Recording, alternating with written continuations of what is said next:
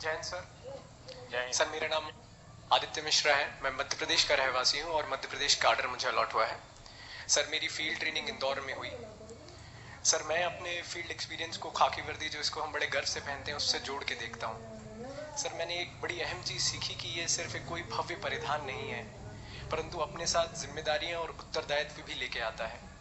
Sir corona एक ऐसी असाधारण चुनौती थी जिसने हमें भी और बाकी सभी फ्रंटलाइन वॉरियर्स को एक काफ़ी बड़ी चुनौती दी। सर मैं खुद भी संक्रमित हुआ और बहुत शुरुआत के दिनों में, और भाग्यशाली रहा कि सकुशल वापस आ पाया। सर मेरे फोर्स के कई लोग ऐसे थे हमारे जो इतने भाग्यशाली नहीं थे, ना अपने घर लौट पाए। सर उसमें एक अहम चीज़ जो मुझे समझ में आई कि सर जब भी इतनी कठिन ड्यूटी करते हैं, अपने घर परिवार के बारे में नहीं सोचते, अपने स्वयं के सेहत के बारे में नहीं सोचते, तो उनके मन में कहीं पीछे एक विश्वास होता है कि अगर हमें कुछ हो जाएगा तो उसके बाद सरकार तथा पुलिस विभाग हमारे परिवार की देखभाल करेगा। सर मैंने अपनी आंखों के सामने हमारे इंस्पेक्टर थे देवेंद्र चंद्रवंशी जी, उनको जाते देखा है। तो सर तब से ही मुझे लगा कि हम अब जब भी इस लीडरशिप रोल में जा रहे हैं, ये कर रहे हैं, तो ये हमारी जिम्मेदारी बनती है कि हम उनके इस विश्वास को जगा के रखें। सर मैं अपनी बातों को अंत करूंगा 4 लाइनें जो देवेंद्र चंद्रवंशी जी की एक पसंदीदा कविता की हैं। मैं खाकी हूँ, दिन हूँ रात हूँ, सांझ वाली बाती हूँ, मैं खाकी हूँ। होली में रमजान में, होली में रमजान में देश के सम्मान में अडिग कर्तव्यों की अविचल परिपाटी हूँ, मैं खाकी हूँ।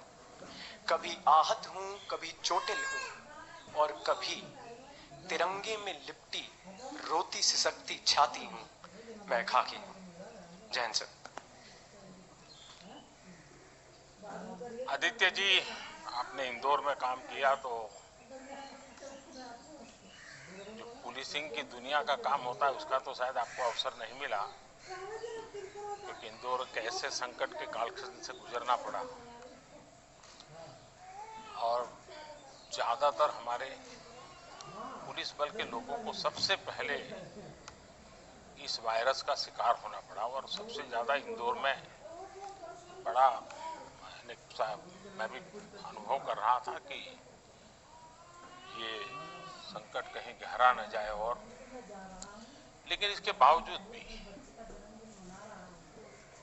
पुलिस बेड़े के लोगों ने हिंदुस्तान के हर कोने में इस सारी परिस्थिति में जो काम किया है,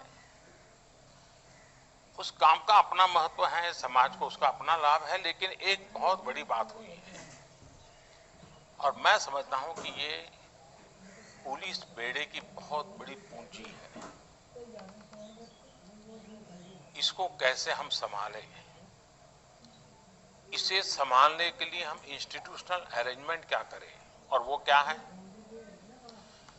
हिंदुस्तान के सामान्य मानवी के मन में पुलिस मतलब डंडा, पुलिस मतलब तू मैं, पुलिस मतलब जुल्म, ये बाय एंड लार्ज छवि बन चुकी थी। इसका मतलब ये नहीं कि समय समय पर पुलिस ने मानवता के काम नहीं किए हैं। और मैं तो मानता हूं कि शायद हर पुलिस थाने में डेली 5-10 काम तो ऐसे होते ही होंगे जो मानवता की दृष्टि से बहुत अहमियत रखते हैं, लेकिन इसका कभी कलेक्टिव इंपैक्ट समाज जीवन पे आया नहीं।